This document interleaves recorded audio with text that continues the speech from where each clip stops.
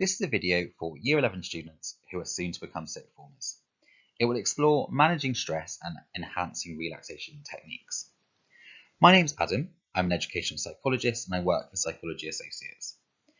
We at Psychology Associates work very closely with Saltash Community School to support young people throughout their education. In the current climate, it's even more important than normal that we are supporting and looking after our own well-being. And that means thinking about the stresses we experience and how we manage and respond to them. In this video, we will explore what we mean by stress, and we'll think about how we can monitor it and look for signs of stress. We'll take some time to think about the stresses we feel now, but also look ahead to those of the next academic year, and we'll explore some tips to manage this and also how to improve our own relaxation routines. Stress is a term that we hear and use on a day-to-day basis, but it can be useful to take some time to think about what we mean by the term stress. Essentially, stress is a biological and psychological response to the stresses that we perceive to be in our environment. It's also very much related to the appraisal we make of our ability to manage those stresses. So, for example, the resources and tools that we think we have to cope with them. There are many stresses and stimuli in our environment around us. So social situations, physical health, particular environmental stresses such as exams or work pressures are all relevant in contributing to our stress. Stress is often associated with negative connotations, but it can be important to remember that actually stress is also very useful. Without stress, we wouldn't be very productive. Manageable and helpful stress ensures we are efficient. We set goals and we manage our time effectively to meet them. However, unhelpful stress, which is where the stresses perhaps outweigh the resources we have to manage them, will impair our performance as we feel we have too much to do, we can't manage and organise it. Eventually, this can lead to an overload where the level of stress means we can no longer work well at all. A useful way to think about stress can be with the seesaw or balancing scales analogy. On one side of the seesaw, we have perceived stresses. These are the things that we feel we need to deal with. On the other side of the seesaw, we have perceived resources. These are the tools and skills that we can draw upon to help us manage the stresses. We could think of an example perhaps where we're running late for school or work on a day, and it's a day where we have a particularly large amount of work to get done. The stresses might be things like the amount of work tasks, the short period of time, and perhaps traffic on our route into work or school. However, we might also perceive that we have various resources to help us deal with this. For example, perhaps we have work colleagues or friends that we can use in work or school to help us get those tasks done quicker. Perhaps we have knowledge of alternative routes that we could use that would avoid some of the traffic and help us get to work quicker. In that situation, we could see that the perceived stresses would be balanced by the perceived resources. Yes, there are stresses, but also we'd have ways of dealing with those and ways of managing them. Of course, we don't always experience perfect balance between stresses and resources, and it's perfectly normal for the scales to tip to one side or the other. Sometimes the stress will outweigh the resources, and sometimes the resources will outweigh the stress. But it can be useful to think about this seesaw analogy because when there are times for prolonged periods where we feel that the stresses are outweighing our resources over time, this can be a sign that we need some more self-help and self-care, and we need to reevaluate the amount of stress and the workload that we're taking on and how we can deal with it. Now that we've had time to explore what we mean by stress and also the stresses and resources seesaw, this is an optional activity for you to consider your experience of stresses in relation to school. So you might want to pause the video and take some time to think about the stresses you experience in day-to-day life in relation to school, or perhaps those you anticipate experiencing in relation to starting sixth form. You could also take some time to think about the perceived resources, the tools, knowledge and skills that you can draw upon to help you manage those stresses. This can be within school and outside of school, can relate to relationships and supports that you can draw upon as well. Here are some examples of stresses and resources that we may perceive we encounter and have. So, exploring the stresses. The first there is work and studies. We might encounter tight or competing deadlines, difficult work that we feel is complicated and complex, and of course, lots of assessments and exams. They're all stresses. In terms of relationships, we might have challenges with relationships with friends, families, people that we work with, and so on.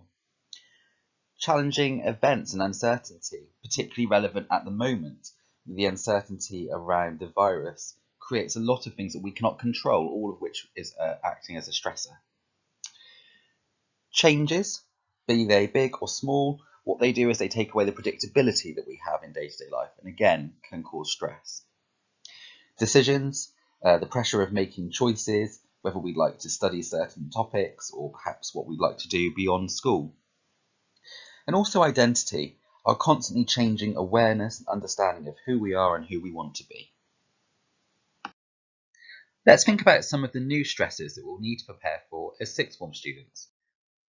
Another area to consider and prepare for is competing deadlines. Another factor to consider is more complex pieces of written work.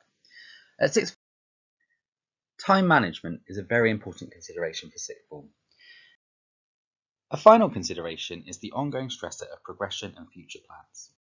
To go back to the seesaw analogy then, there are many stresses that we can plan for and manage, but there will be stresses that we cannot control. In these situations, we can remind ourselves of and build our resilience and resources, and these are the things that we draw upon to help us manage the stresses and balance things out. You might want to take a few moments to think about and map out your resilience factors. There are some examples on the slide. So we might consider things like relationships. These are a significant factor in building our resilience to stress, being able to draw on the support of family, friends, key staff, for example. Having previous successes and achievements, experiences that we can draw upon to help us manage the current stressor. Support systems that might be in place in school or outside of school or within friendship networks that we can access. And also self-care strategies, for example, ways in which we manage our own well-being when the stresses are presented. Let's now look at some ideas about how we can respond to stress and how we can develop our own real. Sometimes acute stress, like losing something very important, can cause a high level of anxiety. In those sorts of situations, it's helpful to have some strategies that we can use to help us regulate and calm in the moment. Here are some ideas. Accessing a safe and calm space, perhaps somewhere quite quiet where we know we won't be disturbed, can be a useful first step. Breathing techniques can help calm us. For example, breathing in for 7 seconds and out for 11 calms our physiological response to stress. Perhaps music is relaxing, or perhaps you respond well to positive self-talk, telling yourself that you can do this, you can manage something that is stressful. And it can also be useful to use grounding techniques like observing, noticing, and labeling. What am I thinking? Where am I? What am I feeling? We can also think about building our resources and resilience factors by developing useful strategies to manage ongoing stress. Some of these we've already discussed in the video, but here's a useful summary. We can plan ahead to gain a sense of control and use calendars or planners to help us organise time. We can use reframing. Perhaps you can identify positive aspects in a stressful situation, identifying the opportunities as well as the challenges. You might want to dedicate stress and worry time. If you're someone that worries about tasks, it can be useful to allocate some time where you allow yourself to consider those worries, and also time off where you don't. Connecting with others, providing time to talk and share stresses, but also to spend time engaging in things that you enjoy with them. This can be a huge buffer to stress. Self-compassion, being forgiving and kind towards yourself.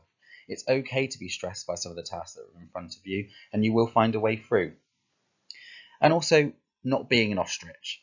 Avoiding something tends to strengthen our anxiety and worry around it. It's important to be able to identify the things we're worried about and plan to respond to them. To finish the video, let's look at how we can create helpful relaxation routines. There are several factors to consider. Firstly, finding time in your day, time that's dedicated for you, where you won't be disturbed or needed. Find a calm and quiet space which feels comfortable for relaxing in. Allow yourself to leave your stresses and worries for some time to relax. Some people find it helpful to externalize these by writing them down on a notepad, I'm popping that in a drawer for that time during relaxation. Find a relaxation technique that works for you. There are lots of different techniques available: mindfulness, yoga, meditation, light exercise, just for some examples. Positive framing and gratitude. A really helpful addition to your relaxation routine can be to think about something that you feel positive about or grateful for that's happened during the day. And finally, try to build in some time during your day for some outdoor exercise, be that something sporty or going for a walk or run or taking the dog out. Getting outside can be really helpful to aid our relaxation.